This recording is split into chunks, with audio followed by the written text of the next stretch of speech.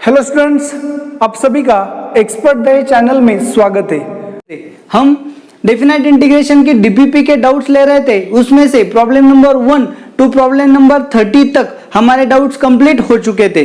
तो आज के लेक्चर में हम प्रॉब्लम नंबर 31 से प्रॉब्लम नंबर 50 के बीच में डाउट्स लेंगे। तो चलो प्रॉब्लम नंबर 31 के बीच जो आपकी डीपीपी है उसके डाउट्स में प्रॉब्लम नंबर 33, 35, 36, 38, 39, 40, उसके बाद 45, 46, 47 एंड 48। तो चलो देखो 50 तक, फ्रॉम प्रॉब्लम नंबर 31 टू 50 तक आपके इतने सारे क्या है डाउट्स है। तो चलो हम क्या करेंगे, वन बाय वन सभी डाउट्स को क्लियर करेंगे। चलो सबसे पहले प्रॉब्लम नंबर 33, क्या है प्रॉब्लम नंबर 33?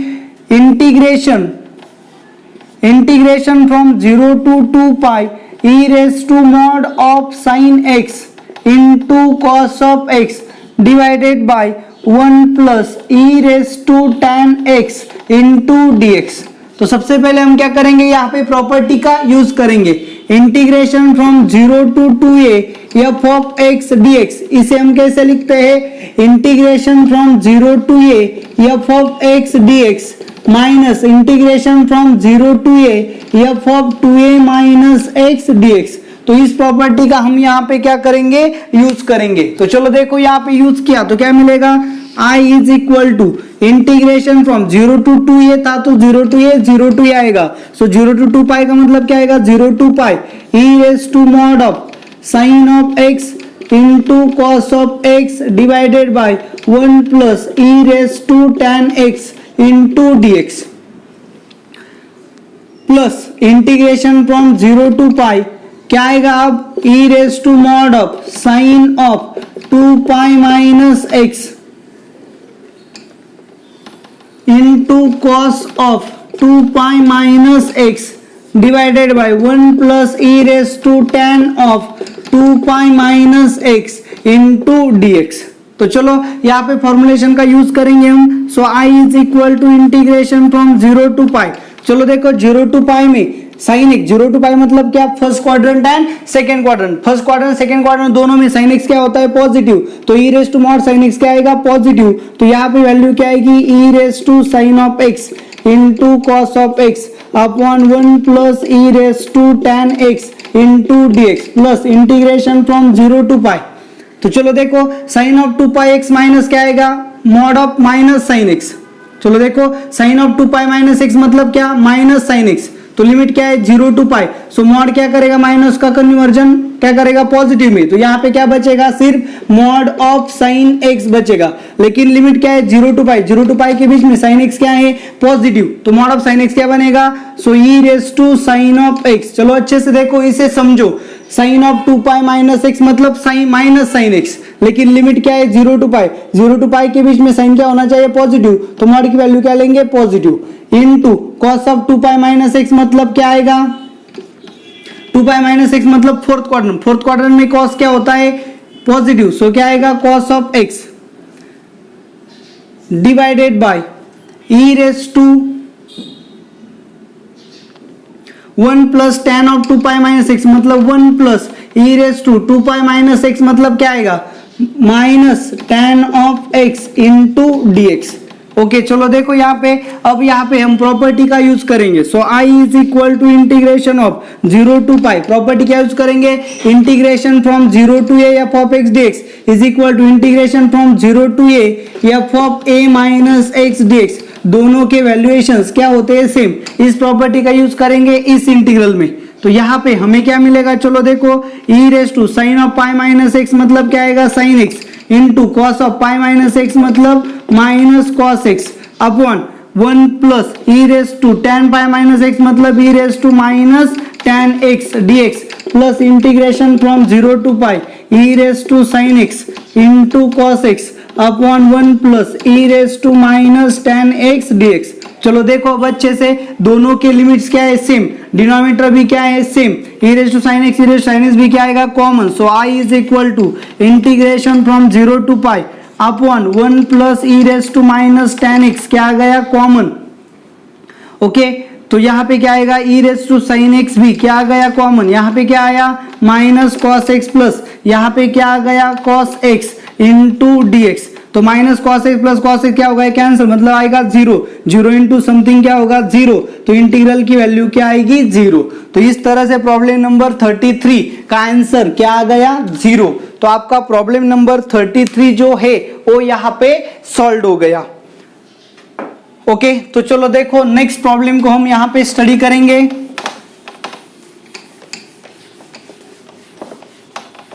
अच्छे से देखो क्या है। चलो नेक्स्ट प्रॉब्लम 35 नंबर क्या है 35 number integration from a to b f of a plus b minus x upon f of x plus f of a plus b minus x into d x. चलो देखो इस type के category हमने study की है और मैंने आपको पहले भी बताया था कि इस टाइप की जो कैटेगरी होती है इसका आंसर क्या आता है अक्सर b माइनस ए अपॉन टू इस फॉर्म में आता है। अपर limit minus lower limit upon two. जब भी हमने कैटेगरी स्टडी की थी तभी मैंने आपको शॉर्टकट बताया था लेकिन आपने वहां उस वीडियो को अच्छे से नहीं देखा इसलिए आपको ये क्या गया प्रॉब्लम में आपके डाउट्स में आ गया। अगर आपने वीडियो को अच्छे से देखा होता तो ये शॉर्टकट आपको पता होता और आप आसानी से प्रॉब्लम को क्या कर लेते सॉल्व कर लेते। तो देखो आपको बताया है कि ये जो इंटीग्रल है इस इंटीग्रल की वैल्यू कितनी बताई है 4 मतलब b माइनस ए अपॉन टू क्या आ गया 4। b क्या होता है अपर लिमिट a क्या होता है लोअर लिमिट। इसका मतलब b माइनस ए की वैल्यू कितनी आ गई 8। तो चलो देखो अगर आप ऑप्शन से अब आपको क्या करना है ऑप्शंस में सिर्फ b एंड a की वैल्यूज दिए हैं तो आपको क्या करना है b से a सब्सट्रैक्ट करो b माइनस a अगर आपका 8 आया तो आपका क्या होगा आंसर।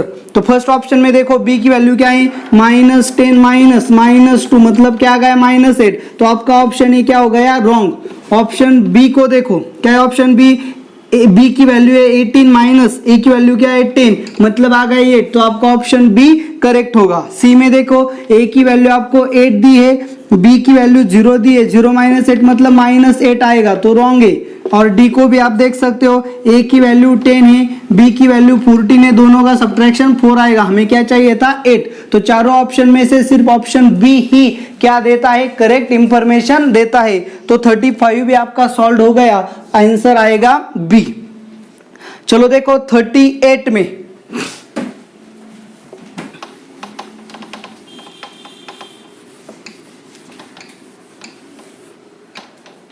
देखो अच्छे से प्रॉब्लम नंबर 38 क्या है greatest integer x stands for integer less than x। तो इंटीग्रेशन फ्रॉम क्या प्रॉब्लम दिया है integration from 4 to 10 greatest integer of x square divided bye greatest integer of x square minus 28x plus 196 plus greatest integer of x square into dx। Okay तो फिर क्या होगा देखो अच्छे से आप क्या करोगे यहाँ पे upper limit minus lower limit put करोगे तो फिर क्या होगा property integration from a to b f of x dx। तो इस प्रॉपर्टी को आप कैसे लिख सकते हो a to b f of a plus b minus x dx इस तरह से लिख सकते हो। तो आपको क्या करना है बस इसी प्रॉपर्टी का यूज करना है। तो फिर क्या होगा I is equal to integration from 4 to 10 greatest integer of x square divided by x की जगह पे क्या आएगा आपका चलो देखो a प्लस बी मतलब 10 प्लस 4 मतलब कितना आ गया 14 माइनस एक्स ब्रैकेट का स्क्वायर अपॉन यहां पे क्या आएगा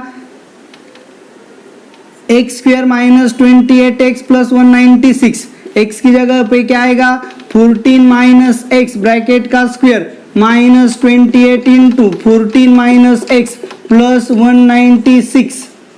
ओके तो फिर प्लस रूट ऑफ, यहाँ पे x की जगह पे क्या पुट करेंगे, चलो प्रॉपर्टी सिंपल है, जहां पे x है वहां पे a plus b minus x आपको क्या करना है, पुट करना है। तो देखो यहाँ पे x था, a प्लस बी मतलब 14 माइनस एक्स पुट किया, यहाँ पे x था 14 माइनस एक्स आ गया, यहाँ पे पुट किया 14 माइनस एक्स आ गया, यहाँ पे x था तो क्या आएगा 14 माइनस एक्स ब्रैकेट का स्क्वायर इनटू dx आएगा। तो चलो देखो यहाँ पे हमने i बोला, इसे इक्वेशन 1 बोलेंगे।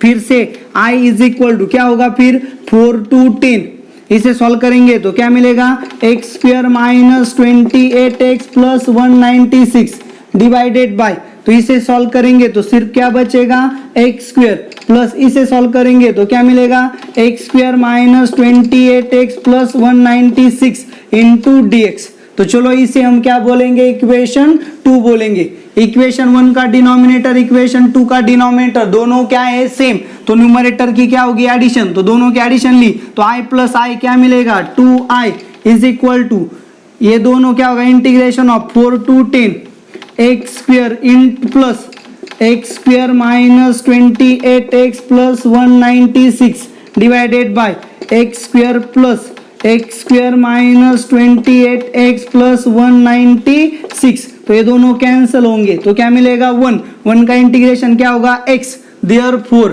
2i is equal to, x की upper limit minus lower limit मतलब 10 minus 4, so i is equal to 6/2 मतलब क्या आएगा, 3।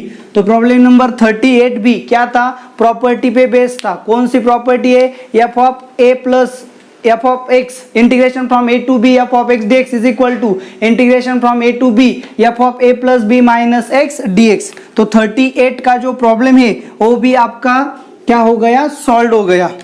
चलो यहाँ से हमसे 36 नंबर का प्रॉब्लम मिस्ड हो गया, तो चलो हम पहले 36 नंबर का सॉल्व करेंगे। चलो देखो अच्छे से क्या है 36 number.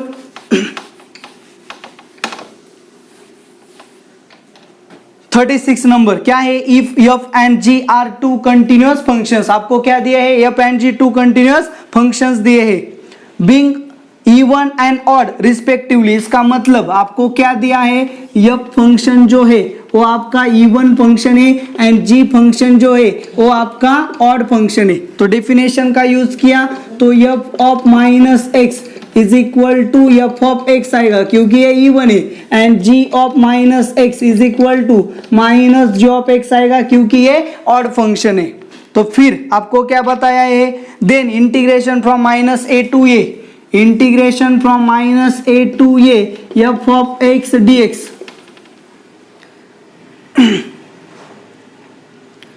F of x upon, देखो क्या बताया है, f of x upon b raise to g of x, b raise to g of x plus 1 into d x. तो चलो इसकी वैल्यू क्या आएगी, ये आपको क्या करना है, कैलकुलेट करना है। बी पॉजिटिव इंटीजर दिया है और उसकी वैल्यू 1 नहीं है। तो चलो देखो जैसे ही माइनस ए टू ए आ गया, हम इसे कैसे लिख सकते हैं, integration from minus a to 0 f of x upon b of b raised to g of x plus 1 into dx plus integration from 0 to a f of x upon b raised to g of x plus 1 into dx। अच्छे से देखो इसे समझो, अगर मैंने x की जगह पे माइनस x पुट कर दिया या फिर x की जगह पे माइनस t पुट कर दिया, तो x की जगह पे माइनस टी पुट करेंगे तो ये 0 होगा, ये माइनस होगा, लिमिट एक्सचेंज हो जाएगा, पॉजिटिव में कन्वर्ट होगा। तो इस इंटीग्रल में क्या करना है, x की जगह माइनस टी पुट करना है, सो dx की जगह पे क्या आएगा, माइनस dt आएगा, लिमिट चेंज होगा, as x is equal to 0 t is equal to 0 x is equal to minus a t is equal to a। तो सिर्फ ये इंटीग्रल कन्वर्ट होके क्या बनेगा, 0 की जगह 0 आएगा, माइनस a की जगह a आएगा, एफ ऑफ एक्स की जगह पे आएगा minus t upon b raise to g of minus t plus 1, d x की जगह पे क्या आएगा, minus d t plus 0 to a f of x upon b raise to g of x plus 1 into d x. अच्छे से देखो ये minus sign अगर एब्सॉर्ब हो गया तो लिमिट क्या हो जाएंगे, इंटरचेंज। आपको ये प्रॉपर्टी पता है, ए टू बी है तो माइनस साइन लेंगे तो बी टू ए हो जाएंगे। तो अब यहाँ पे अच्छे से देखो कि एफ ऑफ क्या है, आपका इवन फंक्शन है तो f of minus x f of x बनेगा। तो फिर इंटीग्रेशन फ्रॉम 0 टू ए, ये क्या आएगा, एफ ऑफ एक्स, टी की जगह एक्स वेरिएबल रिप्लेस किया, सिर्फ dx so b raise to minus g of x plus 1 plus integration from 0 to a f of x upon b raise to g of x plus 1 d x. यहाँ पे आपको अच्छे से पता है हम सिर्फ वेरिएबल टी है तो एक्स में कन्वर्ट कर सकते हैं। ये डेफिनेट इंटीग्रेशन की क्या है, प्रॉपर्टी। तो चलो अच्छे से देखो यहाँ पे, तो अब दोनों के क्या है, लिमिट सेम है, एफ ऑफ एक्स सेम है। तो चलो यहाँ क्या किया, integration from 0 to a f of x upon, यहाँ इसे क्रॉस मल्टीप्लाई करके लिया तो 1 plus b raise to g of x upon आएगा, ये ऊपर चला जाएगा, b raise to g of x. Okay, इसे सॉल्व किया, देखो माइनस पावर था तो उसे 1 अपॉन लिखा, क्रॉस मल्टीप्लाई लिया, डिनोमिनेटर आ गया, डिनोमिनेटर कहाँ चला गया, ऊपर, प्लस यहाँ पे क्या आ गया, f of x upon b raise to g of x plus 1 into d x. तो यहाँ पे एफ ऑफ एक्स से यहाँ पे एफ ऑफ एक्स से कॉमन लिया तो हमें क्या मिलेगा, integration from 0 to a f of x को कॉमन लिया, यहाँ पे क्या बचा, b raise to g of x plus यहाँ पे क्या बचा 1 डिवाइडेड बाय, नीचे क्या है, दोनों same denominator, b raise to g of x plus 1 d x, ये दोनों क्या हो गए, कैंसिल। तो आंसर में क्या आएगा, integration from 0 to a f of x d x. और आपको क्या दिया है, इंटीग्रेशन फ्रॉम 0 टू ये f of x d x, मतलब इसे सॉल्व करने के बाद हमें लास्ट में क्या मिला, integration from 0 to a f of x d x. मतलब ये जो इंटीग्रल है, ये इंटीग्रल आपका कहाँ पे डिपेंड है, एफ ऑफ एक्स के वैल्यू पे डिपेंड है। अगर मैं यहाँ पे देखो सॉल्व करने के बाद यहाँ पे कहीं पे भी जी ऑफ एक्स नहीं आया है, इसका मतलब ये जो इंटीग्रल है ये जी ऑफ एक्स के वैल्यू पे डिपेंड नहीं है। तो चलो देखो आपका आंसर क्या होगा, इंडिपेंडेंट ऑफ जी, मतलब बी आपका क्या बनेगा, आंसर बनेगा। ओके, तो चलो देखो यहाँ पे आपका 36 नंबर का जो प्रॉब्लम था वो भी यहाँ पे सॉल्व हो गया। तो चलो देखो नेक्स्ट प्रॉब्लम जो है, प्रॉब्लम नंबर 39 हम स्टडी करेंगे।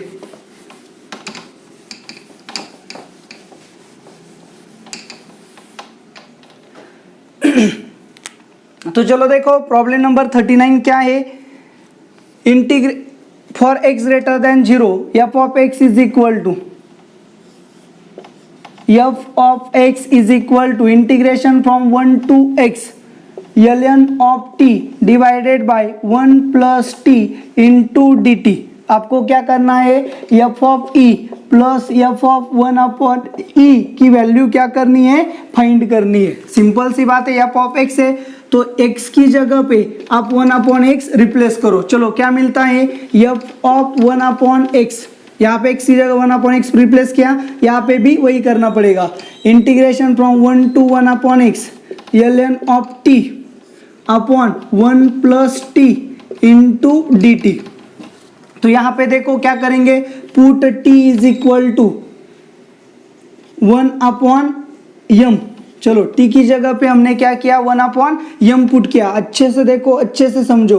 तो फिर यहाँ पे क्या होगा, इसका डेरिवेटिव मतलब क्या होगा, dt is equal to minus 1 upon m square into d m. इस तरह से dt आएगा, लिमिट चेंज करने होंगे, क्या आएगा, as t is equal to 1, t की वैल्यू 1 है तो m की वैल्यू क्या आएगी, 1। और जब t की वैल्यू 1 अपॉन x है तो m की वैल्यू क्या आएगी, x। तो चलो देखो इस इंटीग्रल को सॉल्व करेंगे, f of 1 upon x is equal to 1 के लिए 1 है, 1 अपॉन एक्स के लिए x है तो यहाँ पे 1 आएगा, यहाँ पे x आएगा। ln ऑफ t की जगह पे क्या आएगा, 1 अपॉन m आएगा, डिवाइडेड बाय 1 प्लस t की जगह पे क्या आएगा, 1 अपॉन m आएगा, इंटू डी टी की जगह पे क्या आएगा, minus 1 upon m square into d m. तो इसे क्रॉस मल्टीप्लाई करेंगे, so f of 1 upon x is equal to 1 to x ln of 1 upon m divided by, cross multiply किया, यम प्लस 1 अपॉन यम आएगा, यम plus 1 upon M into minus 1 upon m square into d m. तो ये एक यम क्या होगा, cancel. तो क्या मिलेगा, integration from 1 to x ln of 1 upon m. तो देखो ये जो माइनस है, इस माइनस को यहाँ पे एब्सॉर्ब करेंगे तो आपको पता है log of a upon b को हम minus log of b upon a लिख सकते हैं। तो इस माइनस को एब्सॉर्ब किया, 1 अपॉन m को हम क्या लिखेंगे, m लिखेंगे, सिंपल। तो ये माइनस साइन एब्सॉर्ब हो जाएगा, so into d M upon यहाँ पे एक m बचा, सो m इंटू 1 प्लस m, इस तरह से आपको मिलेगा। तो चलो यहाँ पे वेरिएबल चेंज कर दिए, हम वेरिएबल चेंज कर सकते हैं ln of T into d T upon t into 1 plus T. तो ये आपका क्या आ गया, एफ ऑफ 1 अपॉन एक्स आ गया। आपके पास एफ ऑफ एक्स पहले से ही है, आपके पास एफ ऑफ 1 अपॉन एक्स आ गया। तो आप इन दोनों की अगर एडिशन लेंगे तो आपको क्या मिलेगा, f of x plus f of 1 upon x is equal to integration from 1 to x ln of t upon 1 plus t dt plus integration from 1 to x ln of t upon t into 1 plus t into dt। तो दोनों की क्या होगी यहाँ पे addition. तो जैसे ही addition हो गई तो क्या मिलेगा, इंटीग्रेशन फ्रॉम 1 टू x। देखो ln ऑफ t क्या है दोनों में, 1 प्लस टी भी क्या है दोनों में। तो यहाँ पे क्या बचेगा 1 प्लस, यहाँ पे क्या बचेगा 1 upon t into d T. Cross multiply किया तो क्या मिलेगा t प्लस 1 अपॉन टी मिलेगा। सो t प्लस 1 क्या हो जाएगा, कैंसिल। तो देखो अच्छे से हमें क्या मिला, जो बचेगा वो क्या होगा, integration from 1 to x ln of t upon t into d t. तो चलो देखो ln ऑफ t को अगर हम यम पुट करेंगे तो उसका डेरिवेटिव क्या आएगा, 1 अपॉन टी डी टी आएगा। तो फिर देखो यहाँ पे जगह कम है इसलिए थोड़ा पार्ट जो है वो इरेज करता हूँ अच्छे से देखो यहाँ पे। तो क्या मिला है आपको, f of x plus f of 1 upon x is equal to integration from 1 to x ln of t upon into 1 upon t into d t. अगर इसे हमने यम पुट किया तो 1 अपॉन टी उसका डेरिवेटिव होगा। तो चलो देखो यहाँ पे, तो अच्छे से देखो, तो इसका इसे अगर हमने यम बोला तो ये उसका डेरिवेटिव होगा, मतलब यम टू डी एम होगा। तो upper limit lower limit change करेंगे, as ln of t is equal to m, therefore 1 upon t d t is equal to d m. इसके लिमिट्स को अगर हम चेंज करेंगे तो क्या मिलेगा, ln ऑफ 1, t की वैल्यू 1 है तो m की वैल्यू क्या होगी 0 एंड t की वैल्यू क्या है x, तो m की वैल्यू क्या होगी ln ऑफ x। तो यहाँ पे पुट करेंगे, so f of x plus f of 1 upon x is equal to integration from 0 to ln of x is equal to, इसे क्या बोला हमने यम, तो ये होगा यार डी एम। तो ये लिमिट क्या आएगा, यम स्क्वेयर अपॉन 2। तो फिर क्या होगा 1/2 0 टू ln ऑफ x। तो 0 की कोई वैल्यू नहीं रहेगी, 1/2 इंटू ln ऑफ x का स्क्वेयर।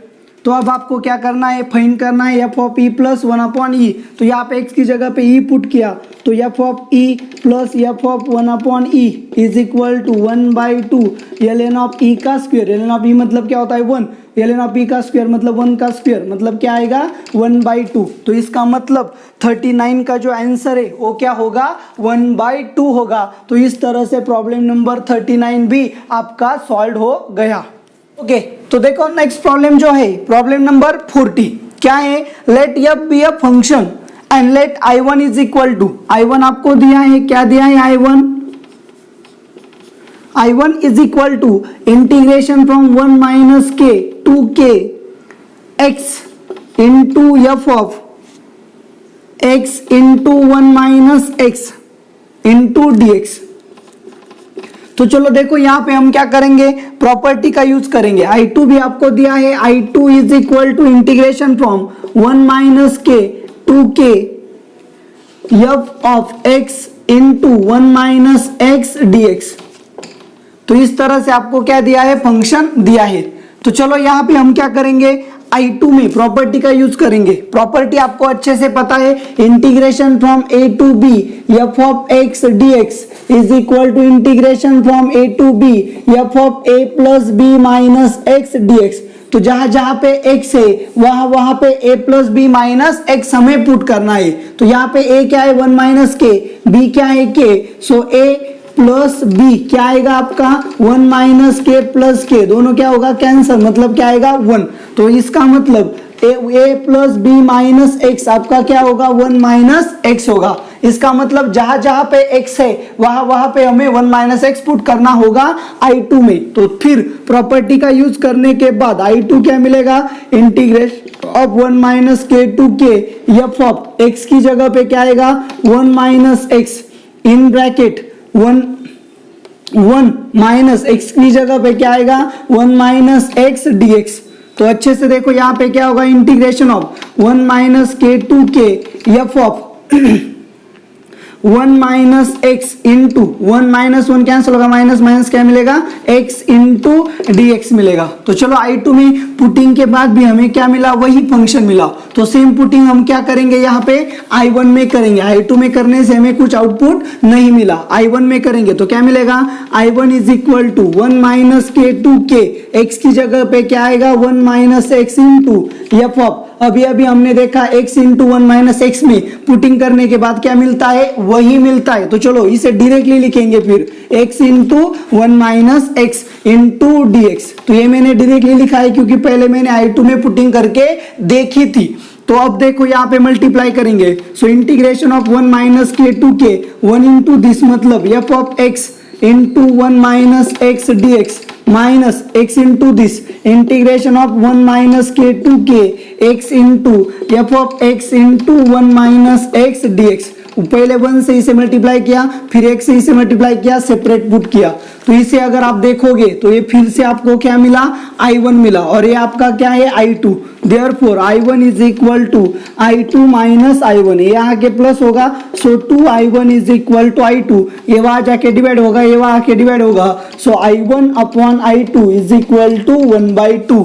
तो इस तरह से प्रॉब्लम नंबर 40 में आपको क्या पूछा था, I1 अपॉन I2 पूछा था, तो आपका आंसर आ गया 1/2। सो प्रॉब्लम नंबर 40 जो है वो आपका सॉल्व हो गया। तो चलो देखो नेक्स्ट प्रॉब्लम जो है उसे हम देखेंगे। क्या है आपका नेक्स्ट प्रॉब्लम, नेक्स्ट प्रॉब्लम जो है वो है 45 नंबर। क्या है 45 नंबर का problem, 45 integration from 0 to pi by 4 tan raise to n minus 2x dx plus tan raise to nx into dx d into x minus greatest integer of x minus greatest integer of x square minus greatest integer of x cube into where x denotes the greatest integer function. चलो देखो आप सीधा इसे differentiate with respect to x करते थे, लेकिन यहाँ पे अब डिफरेंशिएट विद रिस्पेक्ट टू क्या करना है, x minus greatest integer of x minus greatest integer of x square minus greatest integer of x cube करना है। डरने वाली कोई बात नहीं है, प्रॉब्लम सिर्फ आपको डराने के लिए क्रिटिकल किया गया है। आपका x कहाँ पे लाई होता है, आपका x लाई करता है 0 टू पाई बाय 4 के बीच में। तो आपका x जो है वो क्या है 0 टू पाई बाय 4 के बीच में है। जैसे ही आपका x 0 टू पाई बाय 4 के बीच में आएगा, इसका मतलब क्या होगा, ग्रेटेस्ट इंटीजर ऑफ x जो है वो क्या आएगा 0 आएगा। क्या आएगा 0। तो चलो देखो ग्रेटेस्ट अगर x 0 टू पाई बाय 4 के बीच में है तो ग्रेटेस्ट इंटीजर ऑफ x 0 आएगा, तो ये भी 0 होगा, a भी 0 होगा, a भी 0 होगा, तो इसका कोई वैल्यूएशन नहीं है। तो आप सीधा इसे निकाल सकते हो और सीधा क्या लिखोगे x लिखोगे। ओके ना। तो चलो देखो जितना भी आपका क्रिटिकल प्रॉब्लम था वो इजीली क्या हो गया, सिंप्लीफाइड हो गया। अब इसे सॉल्व करना कोई बड़ी बात है नहीं। Integration from 0 to pi by 4 tan square x को यहां से tan raise to n minus 2x को कॉमन लिया, यहाँ पे बचा 1 प्लस यहाँ पे क्या बचेगा tan square x dx। 1 plus tan square x मतलब क्या है sec स्क्वायर x dx। तो tan x को पुट करेंगे t, ये होगा sec square x dx dt। So as x is equal to 0, चलो देखो क्या पुट करेंगे, tan x को t पुट करेंगे, सो dx क्या होगा sec स्क्वायर x dx आपका dt होगा। लिमिट चेंज करेंगे as x is equal to 0, tan 0 क्या है 0, x is equal to pi by 4, tan pi by 4 क्या है 1। सेम इंटीग्रेशन चेंज होगा 0 टू 1, ये आपका बनेगा t raise to n minus 2, ये आपका बनेगा dt। तो फिर इसका इंटीग्रेशन क्या है, t raise to n minus 2 plus 1 मतलब n minus 1 upon n minus 1, limit put करेंगे 0 to 1, so 1 upon n minus 1 in upper limit 1 minus 0 मतलब 1, तो फिर क्या आएगा 1 अपॉन n माइनस 1। तो आपका आंसर क्या आएगा 45 का 1 अपॉन n माइनस 1 मतलब डी आपका क्या होगा आंसर होगा। सो प्रॉब्लम नंबर 45 जो है वो भी आपका सॉल्व हो गया। तो चलो देखो आगे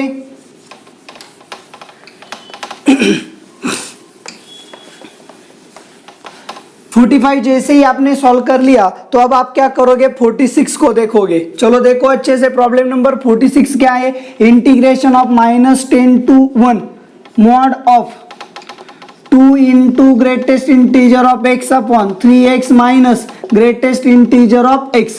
तो चलो देखो अच्छे से, डिवाइडेड बाय सेम टर्म है 2 greatest integer of x upon 3x minus greatest integer of x। तो अगर आप अच्छे से देखोगे तो ग्रेटेस्ट इंटीजर ऑफ x की वैल्यू 0 ली तो ये फंक्शन डिफाइंड नहीं होगा, या फिर x की जो वैल्यू है, x की वैल्यू अगर 1/3 ली तो चलो देखो 1/3 3 क्या होगा, कैंसल। तो x की वैल्यू अगर आपने -1/3 ली तो 1 यहाँ पे पुट करो। चलो देखो -1/3 मतलब क्या होगा, ग्रेटेस्ट इंटीजर ऑफ x होगा -1, ओके ना। तो फिर -1/3 ली तो ग्रेटेस्ट इंटीजर ऑफ x -1 होगा, यहाँ पे पुट किया। सो -1 minus of minus minus plus plus 1 तो क्या होगा 0। तो ऐसे ही x की वैल्यू अगर -1/3 ली तो डेफिनेटली ये जो है ये क्या होगा, 0 होगा। जैसे ये 0 होगा या फंक्शन डिफाइंड नहीं होगा। तो फंक्शन अगर डिफाइंड ही नहीं होगा तो आप वहां पे सॉल्व नहीं कर सकते। तो चलो देखो x की वैल्यू 0 ली तो भी प्रॉब्लम है, ग्रेटेस्ट इंटीजर ऑफ x क्या आएगा 0। तो ग्रेटेस्ट इंटीजर ऑफ x 0 कब आएगा, अगर x जो है आपका वो 0 and 1 के बीच में लाई करेगा। तो चलो ग्रेटेस्ट इंटीजर ऑफ x 0 आएगा तो ये फंक्शन डिफाइन नहीं होगा। ग्रेटेस्ट इंटीजर ऑफ x 0 कब आएगा, जब x की वैल्यू 0 to 1 के बीच में लाई करेगी। इसका मतलब a इंटीग्रल x की वैल्यू 0 to 1 के बीच में अगर होगी तो फंक्शन सॉल्वेबल नहीं है, क्योंकि फंक्शन डिफाइंड ही नहीं होगा। तो चलो 0 to 1 के बीच फंक्शन के इंटीग्रल की वैल्यू क्या आएगी 0। ओके, तो सो नेक्स्ट आपने देखा x की वैल्यू -1/3 ली तो भी फंक्शन क्या होगा, डिफाइंड नहीं होगा। तो चलो देखो अच्छे से, तो x की वैल्यू -1/3 से अगर लेस होगी, अगर ये वैल्यू -3 से लेस होगी तो ये जो फंक्शन है क्या आएगा, निगेटिव। और x की वैल्यू -1/3 से बड़ी होगी तो ये फंक्शन क्या आएगा, पॉजिटिव। अच्छे से देखो, -1/3 को डिनोमिनेटर 0 होता है, तो जैसे ही x की वैल्यू -1/3 से छोटी ली तो ये फंक्शन क्या बनेगा, निगेटिव, सेम आएगा निगेटिव में। और अगर x की वैल्यू -1/3 से बड़ी ली तो ये सेम फंक्शन क्या आएगा, पॉजिटिव। सो ऊपर का फंक्शन नीचे का फंक्शन क्या हो जाएगा, कैंसल। तो सबसे पहले सेम फंक्शन को हम कैसे लिखेंगे, -10 to -1/3 plus -1/3 to 0 plus 0 to 1। तो जैसे ही x की वैल्यू देखो अच्छे से, जैसे ही x की वैल्यू जो है, x की वैल्यू 0 to 1 के बीच में आ गई, 0 to 1 के बीच में 0 है तो ये डिफाइन नहीं होगा, मतलब यहाँ पे इंटीग्रल की वैल्यू क्या होगी 0। तो इसका कोई बात नहीं। अगर x की वैल्यू -1/3 से लेस है तो ये निगेटिव होगा, निगेटिव अपॉन सेम सेम आएगा, पर यहाँ पे निगेटिव साइन आएगा। सो निगेटिव निगेटिव ये दोनों कैंसिल हो जाएंगे, यहाँ पे क्या आएगा -1। और x की वैल्यू -1/3 से बड़ी होगी तो ये क्या आएगा, पॉजिटिव, दोनों कैंसिल हो जाएंगे। तो यहाँ पे क्या आएगा 1। तो अच्छे से देखो, जब भी मॉड का फंक्शन आता है हम क्या करते हैं, 0 कहाँ पे चेक करते हैं, निगेटिव एंड पॉजिटिव कहाँ पे आएगा चेक करते हैं, ओके ना। सो -1/3 से लेस लिया तो ये वैल्यू निगेटिव में आएगी, एंड -1/3 से प्लस लिया तो पॉजिटिव में आएगी, एंड 0 to 1 के बीच में हम ले नहीं सकते क्योंकि फंक्शन डिफाइंड नहीं होगा। तो देखो फिर इसकी कोई बात नहीं। तो -1 का इंटीग्रेशन क्या है, -(x) -10 to -1/3 plus x -1/3 to 0। तो अपर लिमिट पुट करेंगे, -1/3 minus minus minus plus 10 plus 0 minus मतलब प्लस 1/3। तो इसे सॉल्व करो, 1/3 माइनस 10 प्लस 1/3। सो 1/3 मतलब 2/3 प्लस 10। तो ऐसी कोई भी वैल्यू यहाँ पे दी नहीं गई है, तो इसका मतलब आंसर क्या होगा, नन ऑफ दिस। तो 46 का आंसर इस तरह से जो आएगा, ऐसा ऑप्शन में नहीं है, तो आपका 46 का आंसर क्या होगा, नन ऑफ दिस। यहाँ पे क्रिटिकल बात क्या है, अच्छे से देखो कि मॉड भी है, ग्रेटेस्ट इंटीजर भी है। तो सबसे पहले देखो फंक्शन डिफाइन कहाँ पे नहीं होगा, 0 पे एंड -1/3 पे डिफाइन नहीं होगा। सो ग्रेटेस्ट इंटीजर 0 होगा तो डिफाइन नहीं होगा, मतलब x क्या होना चाहिए, 0 to 1 के बीच में नहीं होना चाहिए। तो जैसे इंटीग्रल का स्प्लिटिंग होगा, 0 to 1 का पार्ट आप वहां से निकाल दोगे, ओके ना। तो 0 कहाँ पे होगा, या -1/3 पे फिर से डिपेंड नहीं होगा। सो -1/3 से पीछे लिया तो निगेटिव आएगा एंड -1/3 से आगे लिया तो पॉजिटिव आएगा। So something upon something cancel हो जाएगा, -1 जब -1/3 से लेस होगा एंड -1/3 से आगे होगा तो +1। तो बस वही पुटिंग करके सॉल्व कर लिया। तो इस तरह से प्रॉब्लम नंबर 46 जो है वो आपका सॉल्व हो गया। चलो नेक्स्ट प्रॉब्लम देखेंगे यहाँ पे, प्रॉब्लम नंबर 47। चलो देखो अच्छे से, प्रॉब्लम नंबर 47 क्या है, integration from 0 to 100 f of x dx is equal to a, then summation of r runs from 1 to 100 integration from 0 to 1 f of r minus 1 plus x into dx।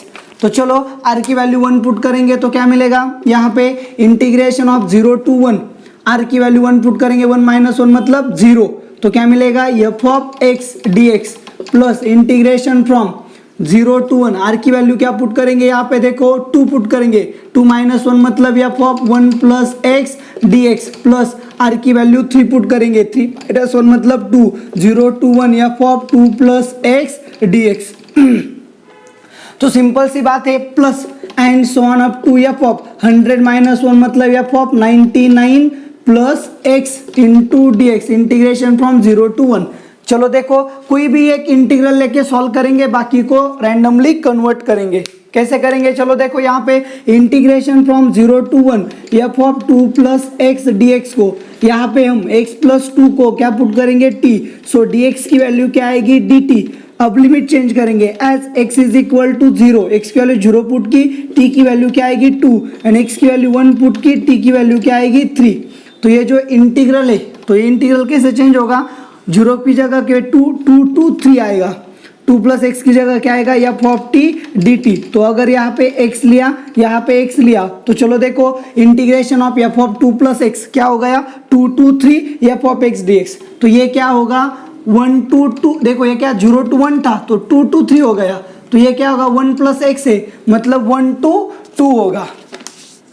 Okay ना। तो इस तरह से देखो ये integral ऐसे रहेगा 0 to 1 f of x dx plus integral क्या होगा 1 to 2 f of x dx plus integral क्या होगा 2 to 3 f of x dx। देखो मैंने इसे यहाँ पे सॉल्व किया है, सेम तरह से बाकी को सॉल्व करेंगे, प्लस इंटीग्रल क्या होगा, इंटीग्रेशन फ्रॉम 99 ही, देखो 1 को 1 to 2 आ गया, 2 को 2 to 3 आ गया, सो यहाँ पे क्या आएगा 99 to 100 f of x dx। तो इसका अपर लिमिट लोअर लिमिट, अपर limit lower limit, upper limit आगे का लोअर लिमिट कैंसिल हो जाएगा, तो फिर क्या मिलेगा, इंटीग्रेशन फ्रॉम 0 टू लास्ट में 100 क्या आएगा f of x dx। Okay ना। प्रॉपर्टी का यूज किया, आपको पता है integration from a to b को हम क्या लिख सकते हैं, integration from a to c plus integration from c to b लिख सकते हैं, अगर c जो है आपका एक तो बीच में a एंड b के बीच में लाई हुआ तो देखो इसकी वैल्यू तो पहले से ही दी है, तो क्या आएगा a, तो इसे सॉल्व करने के बाद हमें क्या मिला, a मिला। सो आपके 47 का आंसर आएगा a मतलब b। तो चलो देखो यहाँ पे सिंपली से आपका 47 नंबर का जो क्वेश्चन है वो यहाँ पे सॉल्व हो गया। तो अब यहाँ पे आज के लेक्चर में हम लास्ट प्रॉब्लम जो है वो कौन सा देखेंगे, problem number 48।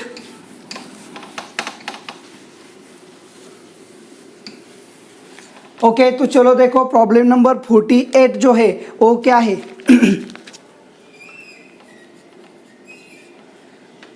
f g h are continuous functions on closed interval 0 to a such that f of x, g of x and h of x आपको क्या दिया है, कंटिन्यूस दिया है। f of x is equal टू f of a minus x, g of x is equal to g minus g of a minus x and 3h of x minus 4h of a minus x is equal to 5। तो simply हम क्या करेंगे, ये 5 जो है यहाँ पे आएगा, ये वहाँ पे जाएगा, so 3h of x minus 5 is equal to 4h of a minus x। तो यहाँ पे रिप्लेस करेंगे 3h of x minus 5/4 is equal to h of a minus x. इस तरह से रिप्लेसमेंट दिया है। तो आपको क्या करना है, चलो देखो, आपको फाइंड करना है integration from 0 to a f of x into g of x into h of x dx। तो चलो देखो, हमारे पास इंटीग्रेशन की प्रॉपर्टी है, integration from 0 to a f of x dx is equal to integration from 0 to a f of a minus x dx। तो ये जो प्रॉपर्टी है, हम इस प्रॉपर्टी का यहाँ पे यूज करेंगे। तो जैसे हमने यहाँ पे यूज किया, क्या मिलेगा, integration from 0 to a f of a minus x into g of a minus x into h of a minus x dx। तो सभी के वैल्यूएशन हमारे पास है। f of a minus x मतलब क्या, 0 to a f of x into g of a minus x मतलब क्या, minus g of x into h of a minus x मतलब क्या, 3h of x by 4 minus 5 into d x. तो अब हम क्या करेंगे, मल्टीप्लाई करेंगे। So minus integration from 0 to a f of x into g of x into 3/4 बाहर आ जाएगा h ऑफ x dx। तो माइनस माइनस क्या होगा, plus integration from 0 to a 5/4 constant बाहर आएगा, 5/4 से इसे मल्टीप्लाई किया f of x into g of x dx। अच्छे से देखो, f of x into g of x into 3/4 h of x, 3/4 constant आ गया, माइनस बाहर आ गया, f of x g of x h of x यहाँ पे रहा, माइनस माइनस प्लस हो गया, 5/4 इंटू दिस 5/4 बाहर आ गया, f of x into g of x dx।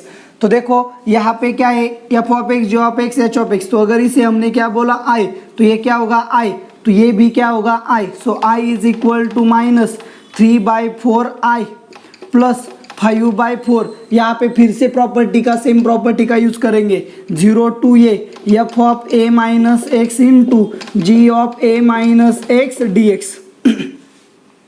तो देखो ये आके प्लस होगा i प्लस 3/4, 4 प्लस 3 मतलब 7i/4 is equal to 5/4 integration of, okay ना, इसे चलो देखो इसे ऐसे रखते हैं, integration from 0 to a f of x g of x dx। इस तरह से आ गई, इसे हम क्या बोलेंगे, i1। तो फिर 4 क्या हो जाएगा, कैंसिल। तो अब देखो i1 को सॉल्व करना है। यहाँ पे देखो अच्छे से i1 को कैसे सॉल्व करेंगे, देखो लास्ट प्रॉब्लम है, तो अब हम इसे इरेज करेंगे। i1 is equal to integration from 0 to a f of x g of x into dx। तो i1 प्रॉपर्टी का यूज करेंगे, सेम प्रॉपर्टी का, 0 to a f of a minus x into g of a minus x dx।